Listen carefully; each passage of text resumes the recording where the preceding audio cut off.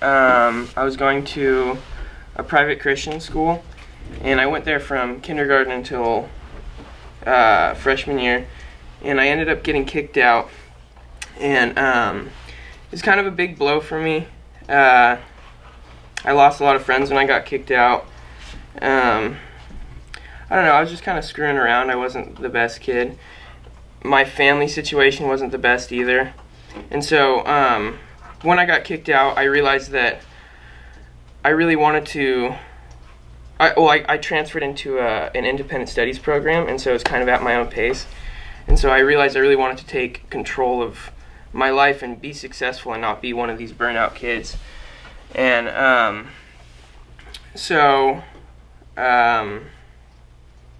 me see. So what'd you learn from, going at your own pace with the independent study? So I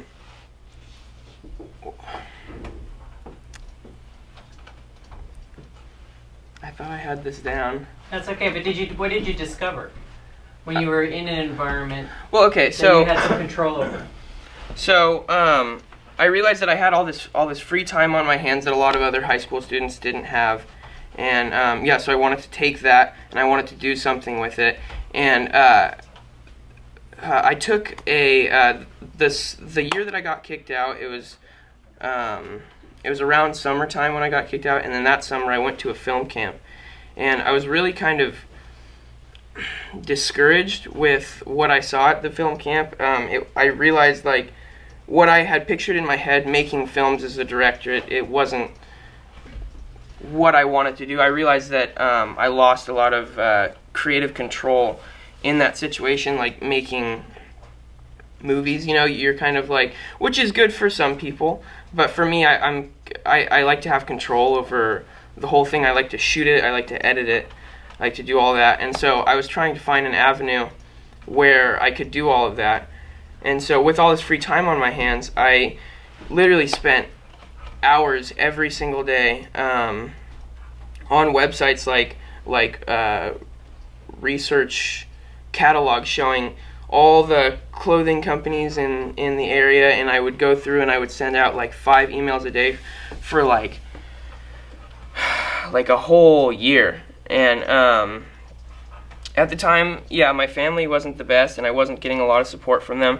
And I realized that nobody's really pushing me but myself, and I have to be the one that's there for myself instead of screwing up and waiting for my family to kind of pick me up.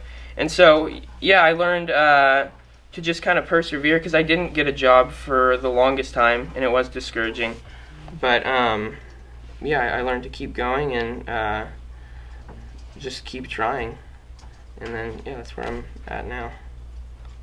Thank you. Good. Okay. Action. All right, Vanny, can you tell me your personal A story? Yes. Okay. I always know I like art and beautiful things, so I always want to create arts. I think it's from my family, because my mom is an artist, and my grandpa is an artist too, and my brother is a designer. So my family, they're all doing art. And I paint. I do graphic design too, but none of them can got me so obsessed as making video and photos. And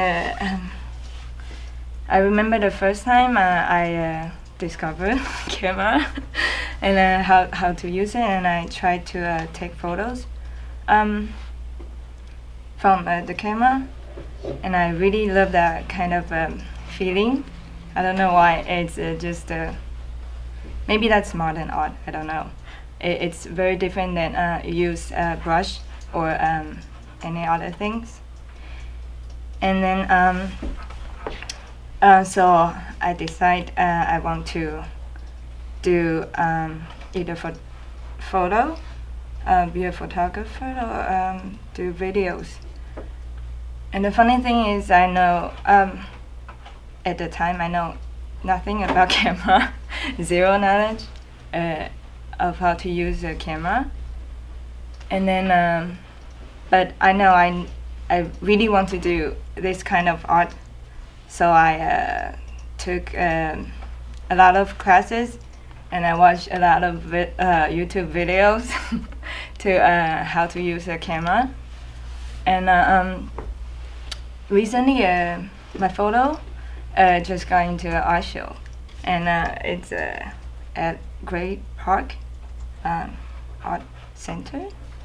And the most exciting part is somebody actually bought my photos. So, so yeah, for the first time, I feel like someone actually appreciate my art, and I can able to use a camera, which I didn't know zero about that, to create my art. That's like a very amazing moment. So I think I can do anything if I want to. I can learn from zero to achieve my goal. So that's my personal story. Absolutely. Thank you. And action. All right, can you tell us about your personal A story? Yeah. So it's not really for acting, but it is conducive to my motivation for acting, and or it's about what's conducive to my motivation for acting. I have this painting that my family bought me, and it's, for me, really motivating. There's a lot of backstory behind it, and I had a chance to meet the artist. He comes to the art gallery that's at the Spectrum, and when I worked at the Spectrum, there's the art gallery there, and he came in, and it was February 13th of this year, and I really wanted to meet him because I really wanted to thank him for everything. I really wanted to thank him for, every time I look at that painting, it means so much to me. And I went on my lunch. I was scheduled to work that day at the art house, which is at the Spectrum, so it's like really close. So I just walked over on my lunch and got to poke my head in and just say hi really quick. I didn't get to really talk to him much. And when I went back to work, I was supposed to be off, but somebody was like, hey, I have a, is it okay if you stay? And I was like, I can't tonight. I really, I want to go back and meet this artist and, tell him how much it meant to me. And she was like, well, I already told them that I can't stay because I have to go. And I was like, well, I can't stay either. And her reasoning was that she had a date. So, that's not, to me, that's not as important. Like, you can reschedule the date tomorrow. But I felt bad, I can't leave my team like that. So I said, yes, I'll stay and not meet, the artist. And while talking to the artist on my lunch, I told him, feel free to stop in for any drinks or anything. And he actually did.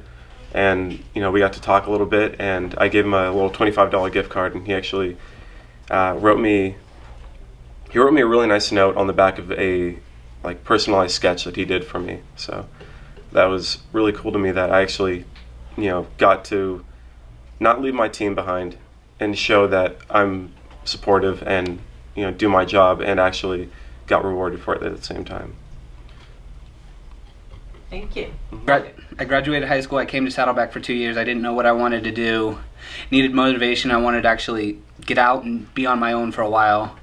So I decided to talk to my dad about joining the Marines because I just thought it'd be something that would get me out of the house and go to do something. So went into a recruiting office and talked over what I wanted to do. It's the job I wanted to do was be an MP.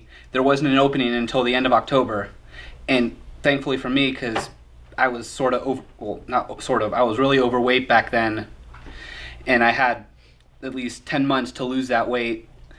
And then somebody dropped out and I had a chance to go early, and me being motivated said, yes, I'll do it. So then from 10 months to literally a month and a half to drop almost 70 pounds.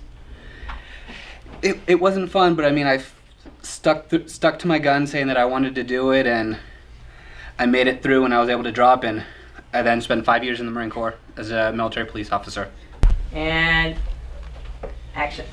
Afternoon, Laura. Do you have any personal stories you'd like to tell of why you'd be good for this job? I'm gonna go with a more recent story, and I think that, when I first started at Saddleback College, I was really determined to graduate before I turned 20 and get my associate's degree and transfer.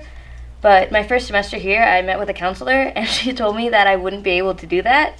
She said that if I wanted to get an AA degree and transfer, I would have to take an extra year. And I was really disappointed when I heard that. But instead of, dreading on it, I kind of chose to go against what she was saying, and I just took more credits than I had to. And I pushed myself to succeed in those classes. And now I'm at the end of those 2 years, and I'm on track to transfer and get my associate's degree. So I guess as far as what I can bring to the table for this job, it's that I will always put 110% into whatever I do, because I know that if I try, I can succeed.